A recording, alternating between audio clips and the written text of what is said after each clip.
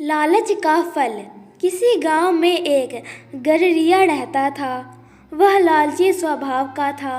हमेशा यही सोचा करता था कि किस प्रकार वह गांव में सबसे अमीर हो जाए। उसके पास कुछ बकरियां और उनके बच्चे थे जो उसकी जीविका के साधन थे। एक बार वह गांव से दूर जंगल के पास पहाड़ी पर अपनी बकरियों को चराने ले गया। अच्छी घास ढूंढने के चक्कर में आज वो एक नए रास्ते पर निकल पड़ा। अभी वह कुछ ही दूर आगे बढ़ा था कि तभी अचानक तेज बारिश होने लगी और तूफानी हवाएं बहने लगी। तूफान से बचने के लिए गडरिया कोई सुरक्षित स्थान ढूंढने लगा। उसे कुछ ऊंचाई पर एक गुफा दिखाई दी। गडरिया बकरियों को वहीं बांध उस जगह का जायजा लेने पहुंचा तो उसकी आंखें फटी की फटी रह गई।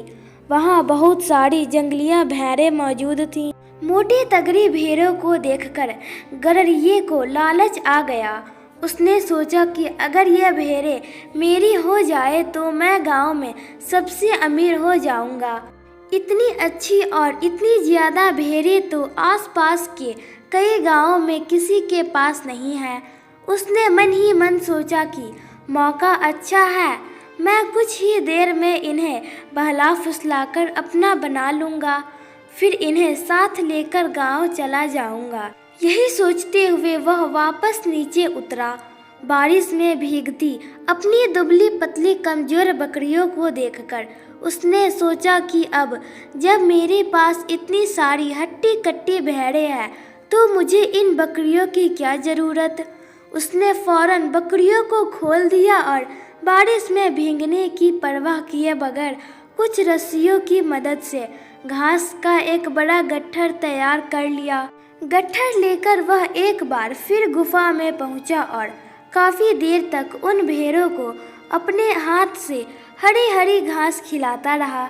जब तूफान थम गया तो वह बाहर निकला। उसने देखा कि उसकी सारी बकरियां उस स्थान से कहीं और जा चुकी थी। गडरिये को इन बकरियों के जाने का कोई अफसोस नहीं था, बल्कि वह खुश था कि आज उसे मुफ्त में एक साथ इतनी अच्छी भेड़ें मिल गई हैं।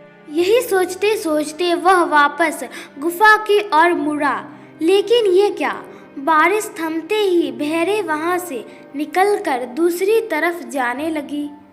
वह तेजी से दौड़कर उनके पास पहुंचा और उन्हें अपने साथ ले जाने की कोशिश करने लगा, पर भेड़ें बहुत थी। वह अकेला उन्हें नियंत्रित नहीं कर सकता था। कुछ ही देर में सारी भेड़ें उसकी आंखों से ओझल हो गई।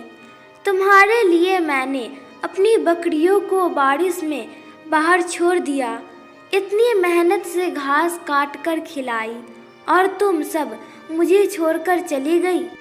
सचमुच कितनी स्वार्थी हो तुम सब। गडरिया बदहवास होकर वहीं बैठ गया।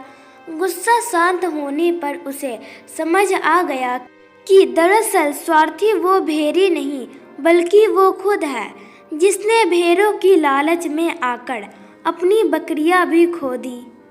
अर्थात मित्रों, जो व्यक्ति स्वार्थ और लोभ में फंसकर अपनों का साथ छोड़ता है उसका कोई अपना नहीं बनता और अंत में उसे पछताना ही पड़ता है। सदैव प्रसन्न रहिए, जो प्राप्त है पर्याप्त है। उम्मीद करती हूँ आप लोग को मेरी छोटी सी पेशकश पसंद आई होगी। इस कहानी पर आपकी क्या प्रतिक्रिया है हमें कमेंट करके जरूर बताइए। कहानी पसंद है तो लाइक और शेयर करना बिल्कुल न भूलें। चैनल पर नया आता है चैनल को सब्सक्राइब जरूर कीजिए। कहानी सुनने के लिए आपका बहुत बहुत धन्यवाद। जय हिंद, जय भारत।